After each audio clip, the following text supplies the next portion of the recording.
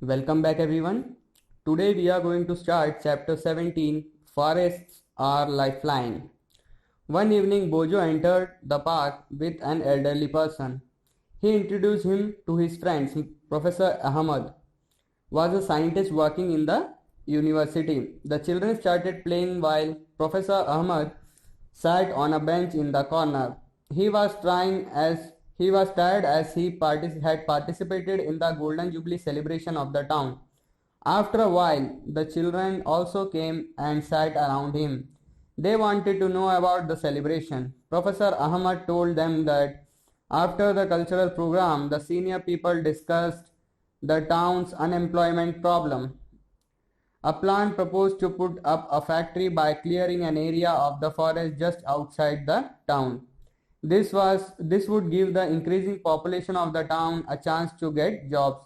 The children were very surprised when Professor Ahmed told them that many people had objected to this idea. So many people had objected to this idea to clear the forest and starting an industry. This is because the forest serves as green lungs and water purifying system in nature. Professor Ahmed explained. The children were confused. Professor Ahmed realized that the children had not visited a forest. The children also wanted to know more about the forest, so they decided to visit it with Professor Ahmed. So 17.1 Visit to a forest. One Sunday morning, the children packed a few things like a knife, a hand lens, a stick, a notebook, and walked together through the forest trail near a village. On their way, they met Tibu, a young boy of their age group of nearby village, who was taking cattle for grazing along with his aunt. He was very agile, running here and there to keep the herd together. When he saw the children, Tibu also started walking along with them. While his aunt went on the different path, as soon as they entered the forest, Tibu raised his hand and signaled them to keep quiet because noise could disturb the animals living in the forest. Tibu then took them to a place at a height to show them the broad view of the forest.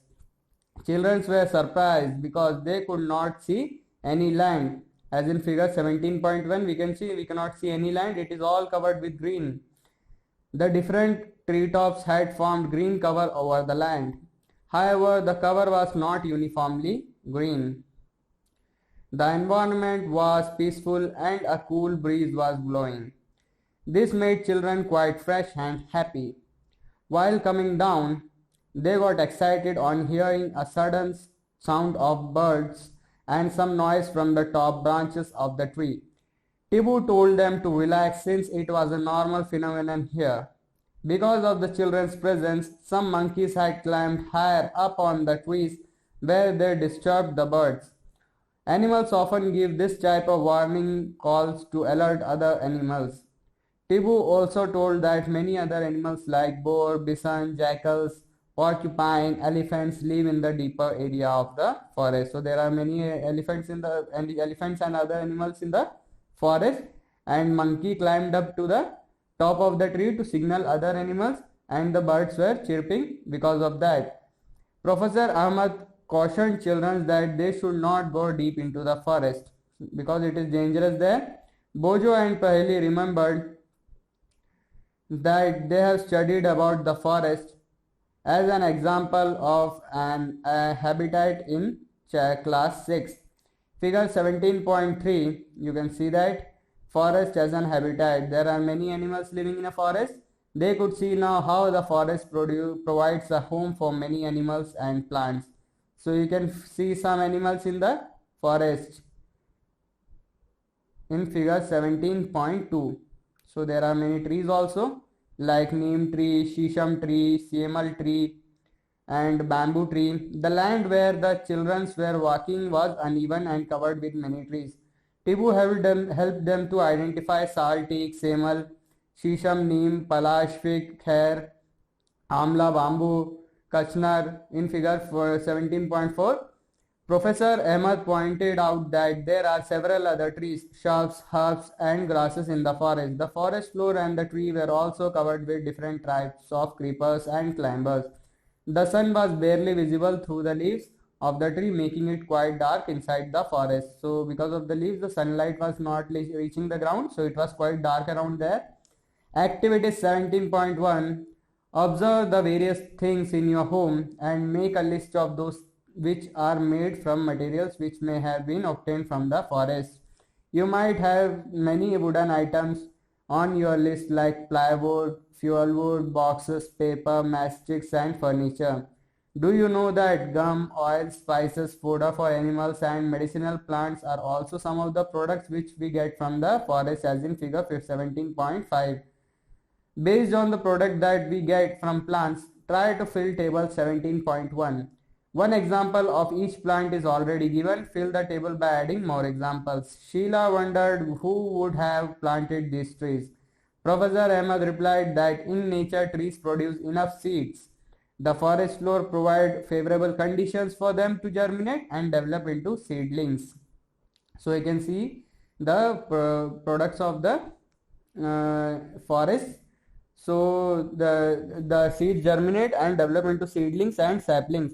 Some grow up into tree. He added that branchy tree part of a tree above the stem is known as the crown of the tree. So the branchy part of the tree above the stem is known as the crown of the tree. So you can see here these are some of the crowns as in figure 17.6. So now Professor Ahmed asked children to look up and observe how the branches of the tall trees look like a roof over the other plants in the forest. He told them that this is called a canopy. So this is the type of canopy. Activity 17.2. Visit a forest or a park in your neighborhood. Observe the trees and try to identify them. You can take the help of some elders or books on trees. List the characteristics of the tree that you observe, such as the height, shape of leaves, crown, flowers, and fruits. Also draw the crowns of some trees. Professor Ahmed pointed out that trees had crowns of different types and sizes. These had created different horizontal layers in the forest.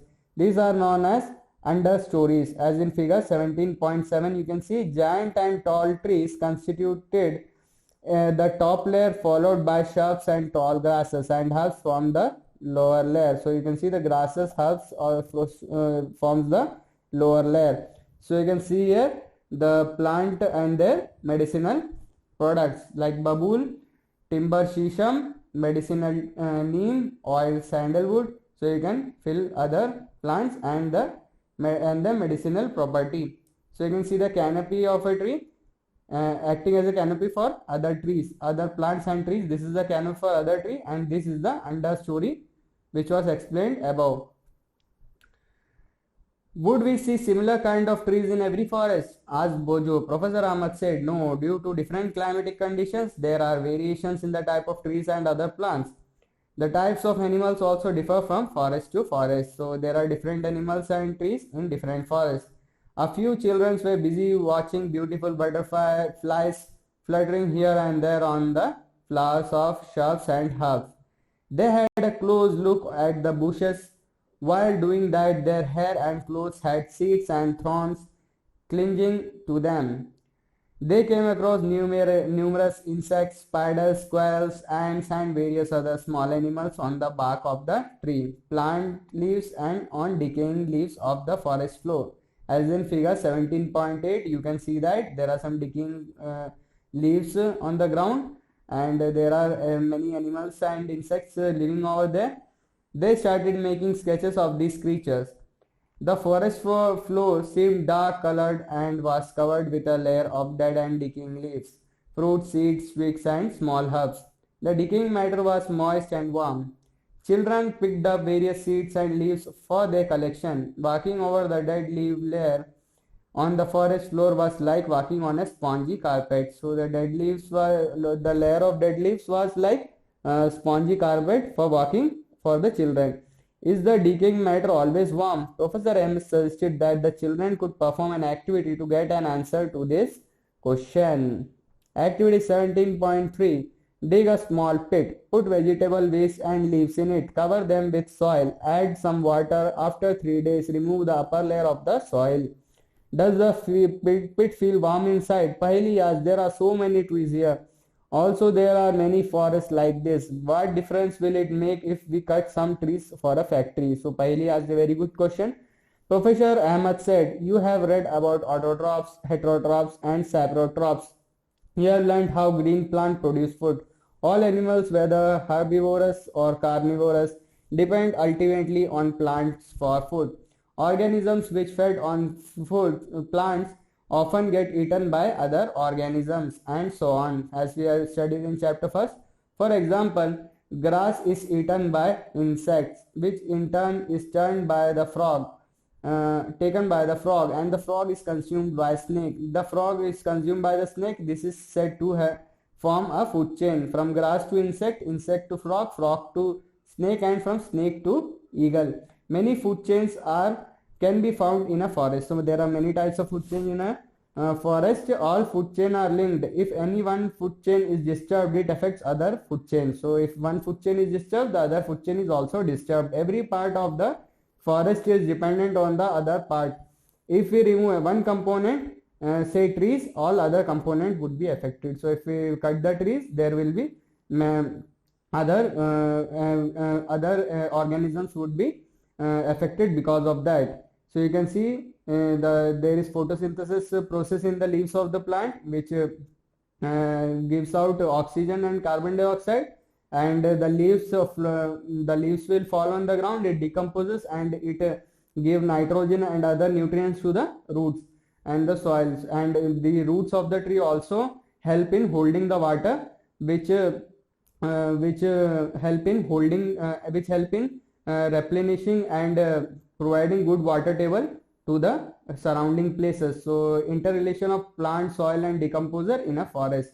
So you can see here, Professor Ahmad asked children to pick up leaves from the forest floor and observe them under a hand lens. They found tiny mushrooms over the decaying leaves. They also saw an army of tiny insects, millipedes, and sand beetles on them. They were wondering how these organisms live there. Professor Ahmad explained that apart from these animals which are easily seen, there are several organisms and microorganisms that live in the soil. So there are many microorganisms and or small organisms live on the soil. Paheli wondered what mushrooms and other microorganisms eat. Professor Ahmad replied that they feed upon the dead plant and animal tissues and convert them into a dark colored substance called humus. So they fed on the dark plants and animal tissues, and they produce them into dark colored humus. You have learned about humus in chapter 9. In which layer of the soil would you find the humus? What is the importance of it to the soil? So you have learned that humus is in the top layer of the soil. The microorganisms which convert the dead plant and animals to humus is known as decomposers. So the microorganisms which convert the dead plant and animal to humus is called a decomposer. These microorganisms play an important role in the forest. Soon Paheli removed some dead leaves and discovered under them a layer of humus on forest floor. The presence of humus ensures that the nutrients of the dead plant and animals are released into the soil. So humus ensured that the nutrients of the dead plant and animals are released into the forest. From there, these nutrients are again absorbed by the roots of the living plants. What happens if an animal dies in the forest? Sheila asked. Tibu replied, the dead animals become food for vultures, crows, jackals, and insects. So the dead animals become food for the scavengers that live in the forest. In this way, the nutrients are cycled, so nothing goes waste in a forest, as in figure 17.9. So you can see in figure 17.9 that everything is reused in the forest, nothing is wasted unnecessarily. Paheli reminded Professor Ahmad that he had not explained why forests are called green lung. Professor Ahmad explained that plant release oxygen through the process of photosynthesis. The plant help to provide oxygen for animals' respiration. They also maintain the balance of oxygen and carbon dioxide in the atmosphere. As in figure 17.10, that is why forests are called lungs. Paheli reminded their friends that they have studied photosynthesis in chapter 1. So we all know that. So the oxygen is released during photosynthesis by the plant, and animals inhale it, and the animals releases CO2, and which is inhaled by the plants. So the children saw cloud forming in the sky. Bojo recalled what he had learnt about the water cycle in class 6. Trees take in water from their roots and release water vapors into the air through evaporation.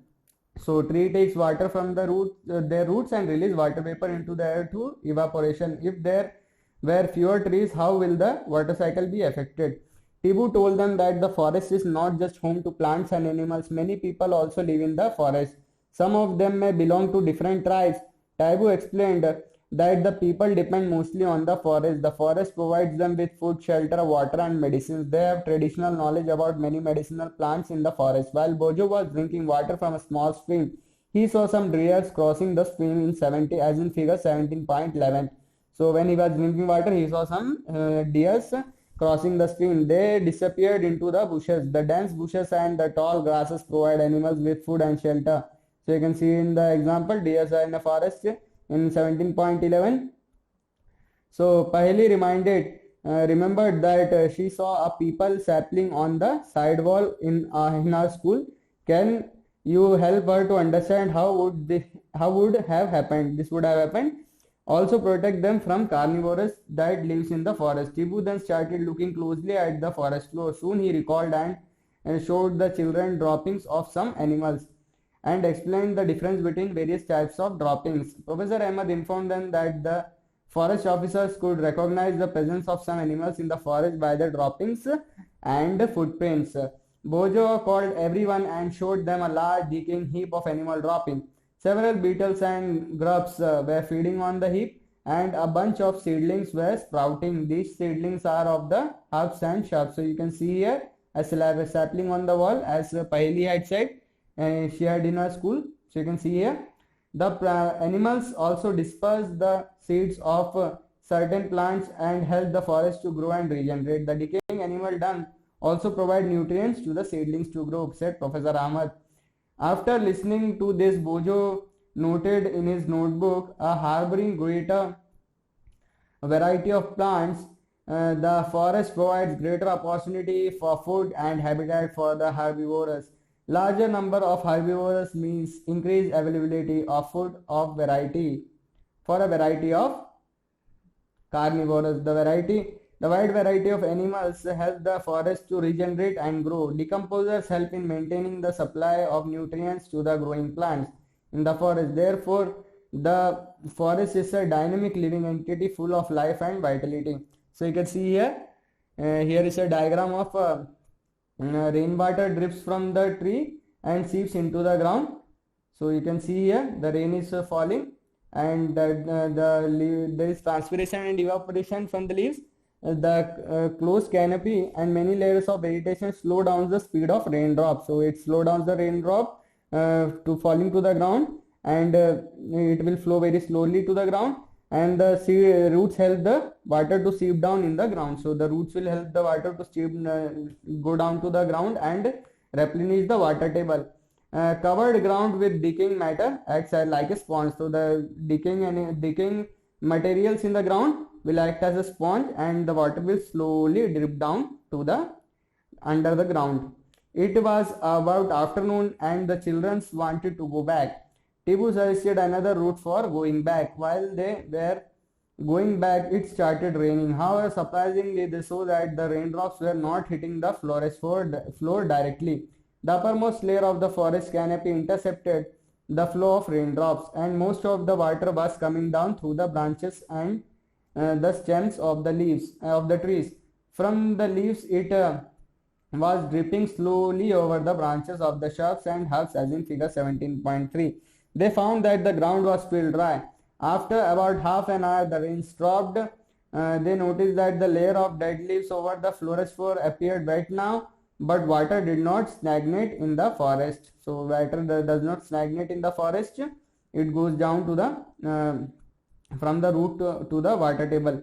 Bojo thought that if it had rained so heavily in his town, it would have been flooded by drains and roads. What would happen if it rained heavily in your town? Professor Ahmed told them that the forest acts also as a natural absorber of rainwater and allows it to seep. It helps maintain the water table throughout the year.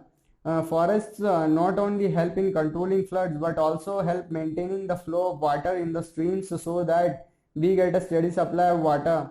On the other hand, if trees are not present, rain hits the ground directly and may flood the area around it. Heavy rain may also damage the soil. So heavy rain damages the soil. Roots of trees normally bind the soil together, but in their absence the soil is washed away or eroded. So the roots hold the soil together. If the roots are not there, trees are not there, the soil will be washed away and eroded. The children spend an hour at Tibu's village. On their way back, the weather of the village was quite pleasant. Villagers told them that due to the surrounding forest they received good rainfall. The air also remained cool. Noise population too is less because the forest absorbs the noise of the nearby highway. The children learned about the history of the village. It surprised them that the villages and the agricultural fields of that area were created after clearing the forest about 60 years ago. Tibu's grandfather told them that when he was young, the village was not as large as it was now. It was also surrounded by forests. Construction of road, building, industrial development, and increasing demand of wood created pressure on the forest, and it started vanishing. So, because of these, the human needs, the forest is vanishing. He was not happy that the forest adjoining that village is not regenerating and is on the verge of disappearing. So, the forest near the Tibu's village was now disappearing due to overgrazing by animals and indiscriminate felling of trees. Professor Ahmed said that if we did things wisely, we could preserve forests and environment as well as have development. Children prepared a few pictures to show the consequences of such an event. At the end of the visit, Professor Ahmed asked children to sum up the importance of forests. The children's wrote, forests provide us with oxygen. They protect soil and provide habitat to a large number of animals. Forests help in bringing good rainfall in neighboring areas. They are a source of medicinal plants, timbers, and many other useful products. We must preserve our forest. What would happen if forest disappears? So we have learned what will happen so far. So here is the picture shows that first, if forest disappears, the amount of carbon dioxide in air will increase, resulting in the increase of Earth's temperature. So you can see in the first picture, when the forest will disappear, the amount of carbon dioxide will decrease and will increase, and the temperature will also increase. In the second picture, you can see in the absence of trees and plants, the animal will not get food and shelter. So animal will not get food and shelter. This is a good forest, and this is the picture after the forest is finished. In the absence of trees, the soil will not hold water, which will cause flood. So if there is no trees, there will be flood. You can see it in picture number 3. When there is no tree, the water will not be held by the roots, and the area will be flooded with water. Deforestation will endanger our life and environment. Think what we can do to preserve the forest. So we should do something to preserve the forest. So it's our responsibility. So now we will see in a nutshell what we have learned in this chapter. We get various products from the forest surrounding us. So it is clear we get various products. We have seen in the picture also. Forest is a system comprising various plants, animals, and microorganisms. In a forest, trees from the uppermost layer, followed by shrubs. The herbs form the lowest layer of the vegetation. Different layers of vegetation provide food and shelter for animals, birds, and insects. So different layers of vegetation provide food and shelter for the animals, birds, and insects. The various components of the forest are interdependent on one another. So you have seen that most of the things are interdependent in the forest. The forest keeps on growing and changing and can regenerate. So forest is capable of growing, changing, and it can regenerate itself. In the forest, there is interaction between soil, water, air, and living organisms. Forest protects the soil from erosion. Soil helps the forest to grow and regenerate. So both are dependent on each other. Forests are the lifeline for the forest dwelling communities. Forest influences climate, water cycle, and the air quality. So forest is very helpful. And this chapter is finished now. and we shall stop here and we will start the next chapter in the next class. Thank you.